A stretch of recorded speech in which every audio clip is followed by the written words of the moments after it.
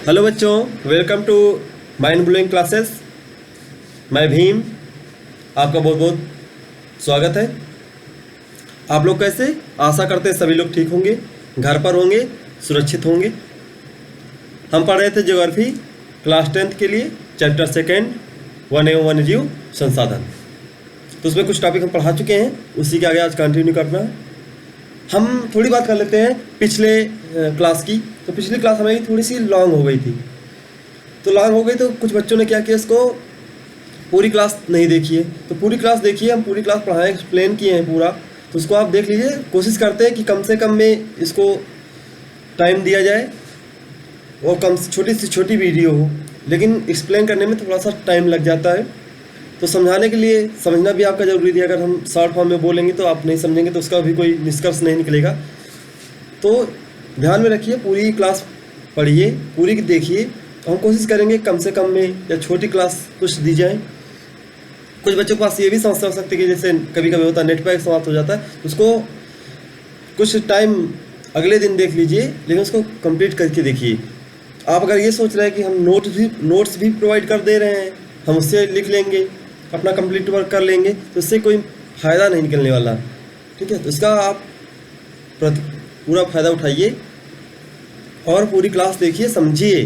क्योंकि आपको समझना है, आप रटना नहीं है कि नोट्स मिल गई उसे रट लेंगे। रटने से बहुत सारे क्वेश्चन, हाई स्कूल है, आपका बोर्ड पेपर होने वाला, तो इससे रटने से काम तो नहीं चलने वाला, आपको समझना पड़ेगा। इसलिए हम पूरी चीज़ समझा देते हैं आपको। ठीक, तो इसको मैनेज कर लीजिए थोड़ा सा। और पूरी वीडियो हम भी कोशिश करते हैं कि कम से कम टाइम लगे, छोटी से छोटी क्लास दी जाए। लेकिन एक्सप्लेन करने में ज़्यादा समय लग जा रहा तो आप लोग फिर क्लास छोड़ देते हो। नहीं, क्लास आपको नहीं छोड़नी है, क्लास आपको पूरी देखनी है। हम भी पूरी कोशिश करते हैं। ठीक है, चलो आज कंटिन्यू करते हैं अपनी उसी के आगे। हम पढ़ रहे थे उपनिवेशी वननीति। उपनिवेशी वननीति का मतलब क्या है? उपनिवेशी वननीति का मतलब ये है कि वन में क्या है, उपनिवेश करना, मतलब लगाना। तो लगाने का मतलब क्या है?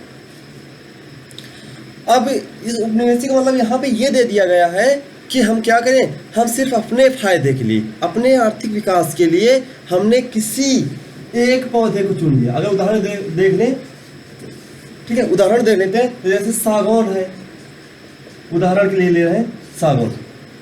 सागौन हमारे मान ले फायदे के लिए है, तो हम अन्य पौधों को क्या कर रहे हैं, हटा रहे हैं। हम अपने पूरे जहाँ पे लगाना है, वनों में, खेतों में, क्या लगा रहे हैं, क्यों सागौन लगा रहे हैं। तो इससे क्या हो रहा है, हमारी जो अन्य प्रजातियां हैं ये कि सभी की सभी क्या हो रही हैं, समाप्त हो रही हैं। अगर सभी की सभी समाप्त हो रही तो इससे क्या प्रभाव पड़ रहा है, बहुत बुरा प्रभाव पड़ रहा है। क्योंकि हमारी प्रकृति में क्या होना चाहिए, प्रत्येक प्रकार के हर जातियाँ जो हमें मौजूद हैं वो सभी की सभी होनी चाहिए। ठीक है, अगर इनसे बात कर लेते हैं, अगर पर्वतीय क्षेत्रों की बात करें तो वहाँ पे चीड़ देवदार की भी कमी आ रही है, क्योंकि वहाँ पे आर्थिक गतिविधियाँ ज़्यादा हैं। तो वहाँ पे जो हमें आर्थिक मदद देते जो पौधे, हम उन्हीं का केवल रोपण कर रहे हैं। ठीक है, तो ये भी हमारे प्रकृति के लिए नुकसानदेह है। ठीक है, अगर हम बात कर लेते हैं इसी में, तो अगला हमारा टॉपिक आता है वन्यजीव संरक्षण की आवश्यकता के लिए। ठीक है, अगला टॉपिक बात करते हैं वन्यजीव संरक्षण।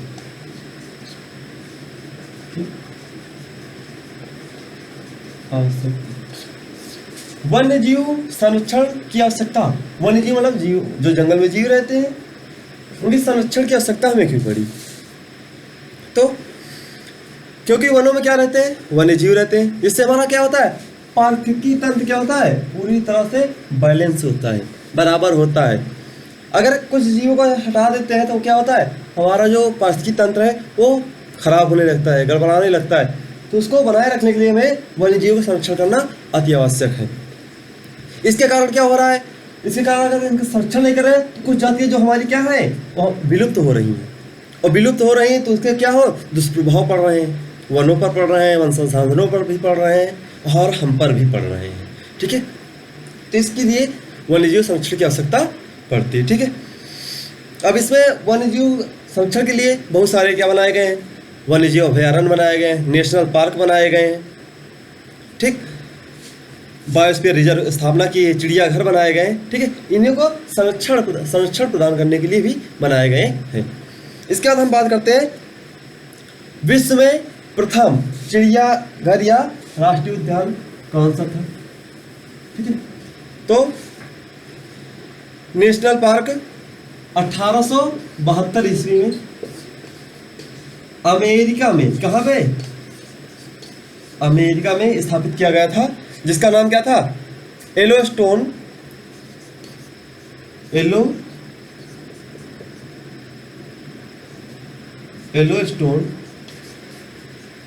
National park. Yellowstone national park था। ठीक है, भारत में अगर बात करते हैं तो भारत में सबसे प्रथम जो नेशनल पार्क था कॉर्बेट। ठीक है, Corbett national park.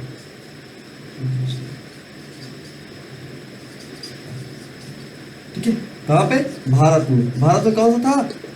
Corbett national park. ठीक, इसकी स्थापना कब की गई? 1936 में। कब? 1936 ईस्वी में। ठीक, ये इस समय वर्तमान में कहाँ पे है?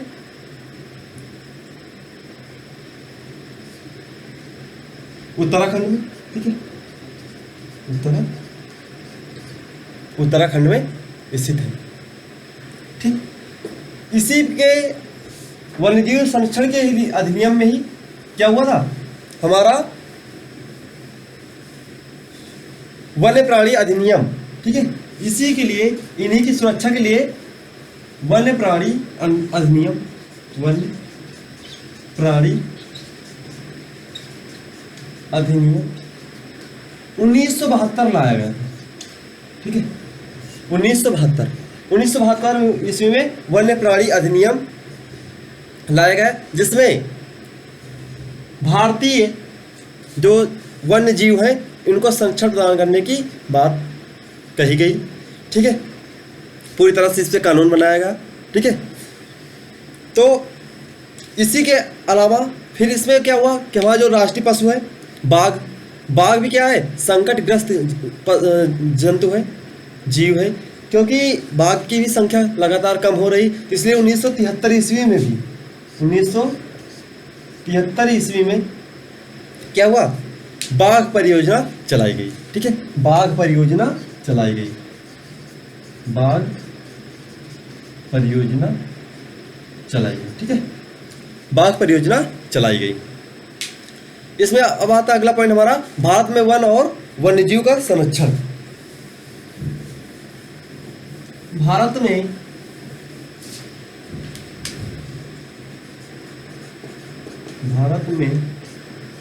वन एवं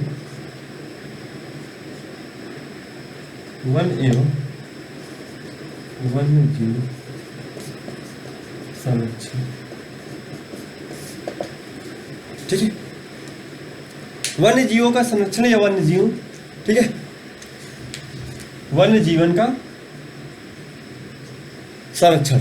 ठीक है, वन और वन्य जीव का संरक्षण। तो जिससे क्या होता है? वनों के संरक्षण से पारिस्थितिकी विविधता क्या होती है? बनी रहती। आपको पहले बताया, इनसे क्या होता है? हमारे पारिस्थितिकी तंत्र बना रहता है, जिससे हमें लोग उस पर निवास करते रहते हैं, आसानी से हमें हर चीज़ मिलती रहती है। जिससे क्या होता है? जल है, मृदा है, वायु जैसे आवश्यक घटकों का क्या होता है? पुनः सृजन होने लगता है या होता रहता है। इसलिए 1960 एवं 70 के दशक में पर्यावरण संरक्षकों ने वनों एवं वन्यजीव को संरक्षित करने की मांग की थी। इसी में वन्य जीवन अधिनियम वर्ष 1972 लाया गया था। 1972 लाया गया था। ठीक है, अब ये इस पे किया क्या गया था? इस पे जो संकटग्रस्त जातियां थी इनको बचाए हुए थे, शिकार पर प्रतिबंधन लगाया गया। ठीक है, वन्यजीव आवासों का कानूनी रक्षण तथा जंगली जीवों पर व्यापार पर रोक लगाया। जो जंगली जीव को मारकर या किसी प्रकार से उनका व्यापार करते थे उसको क्या किया? इस पे रोका गया, अवैध करार किया गया। ठीक है, इसके बाद केंद्र सरकार तथा राज्य सरकारों ने मिलकर वन्यजीव पशु विहार स्थापित किए। अगर हम बात कर लें इसमें,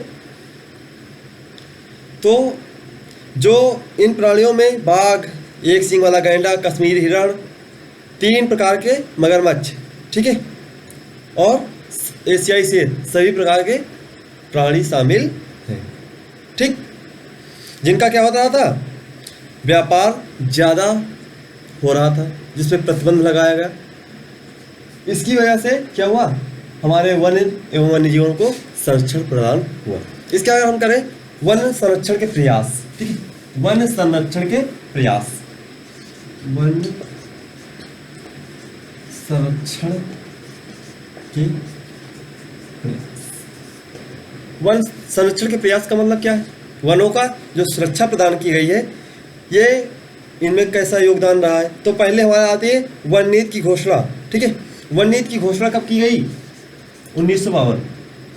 वन नीति की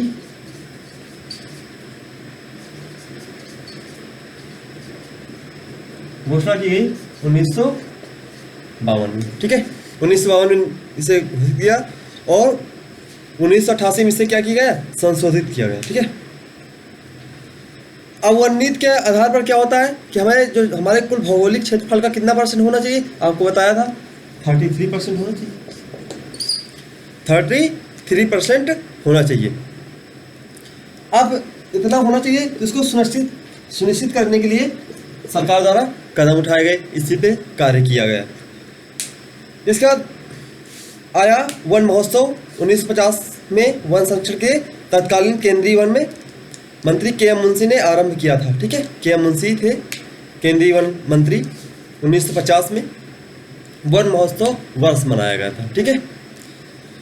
इसके बाद वन आयोग की स्थापना, ठीक है। वन आयोग की स्थापना कब की गई थी, 1965 ईस्वी में की गई थी, ठीक है। और वन अनुसंधान संस्थान की स्थापना, ठीक है, देहरादून में की गई। वन अनुसंधान संस्थान की स्थापना देहरादून में की गई। इसी को सब देखते हुए विश्व पर्यावरण दिवस प्रत्येक वर्ष 5 जून को मनाया जाता है। विश्व पर्यावरण दिवस प्रत्येक वर्ष 5 जून को मनाया जाता, 5 जून को मनाया जाता। इसी बात का अगला ग्रीन इंडिया मिशन, ठीक है। क्या था, green India mission. Green India mission क्या था, तो देश में जलवायु परिवर्तन प्रभावों को कम करने हेतु 2014 से प्रारंभ किया था, ठीक है। इसके अंतर्गत वनाकरण में 6 से 8 मिलियन हेक्टेयर वृद्धि का लक्ष्य रखा गया, ठीक है। इसी की पूर्ति के लिए इसको चलाया गया, इसको कितने ज़्यादा से ज़्यादा बढ़ाया जा सके, क्योंकि वर्तमान अगर देखें तो वर्तमान में औद्योगिकीकरण बहुत ज़्यादा है, जिससे वनों का ह्रास हो रहा है। तो इसको अगर बनाए रखना है तो हमें और अधिक से अधिक रोपण करना पड़ेगा, ठीक है। इसके बाद आता है वन संरक्षण के उपाय।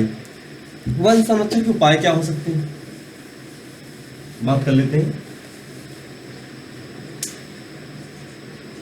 वन संरक्षण के उपाय, वन संरक्षण के उपाय क्या हो सकते हैं, जो वनों का अंधाधुंध कटाई होती है इसको रोकना, पौधे अधिक से अधिक रोपण करना, वनों का अवैध दोहन न करना, खाली पड़ी भूमि पर वृक्षारोपण करना और वनों को आग से बचाना। क्योंकि सबसे ज़्यादा प्रॉब्लम यही हो जाती है कि वन हमारे पास है, जंगल है, पूरे व्यवस्था है, लेकिन प्रतिवर्ष क्या हो जाता है, उसमें आग एक महत्वपूर्ण कारक बन जाता है। इससे हमें बचाना चाहिए। इससे क्या होता है, बहुत बड़ी हानि होती है। इससे दोनों वनों की और वन्य जीवों की, दोनों की बहुत बड़ी हानि होती है। इसके बाद भारत में पढ़ते हैं अगला टॉपिक, भारत में वन्य प्राणी संरक्षण, ठीक है, या जैव संरक्षण, जैव संरक्षण, ठीक, जैव संरक्षण। तो वन्य प्राणी अधिनियम, वन्य प्राणी अधिनियम 1972, ठीक है, 1972 पारित हुआ था। तो कानूनी रूपरेखा इससे क्या होती है, तय हो जाती है। 1991 में इसे संशोधित किया गया था। देश में वन्य प्राणियों के लिए संरक्षण के लिए वन्यजीव Bihar national park biosphere reserve, ठीक है। 1992 में पर्यावरण संरक्षण हेतु नीतिगत दस्तावेज जारी किया गया था, ठीक है। 1992 में इसकी दस्तावेज जारी किया था और 2006 में पर्यावरण नीति घोषित की गई थी। 2006 में पर्यावरण नीति घोषित की गई थी।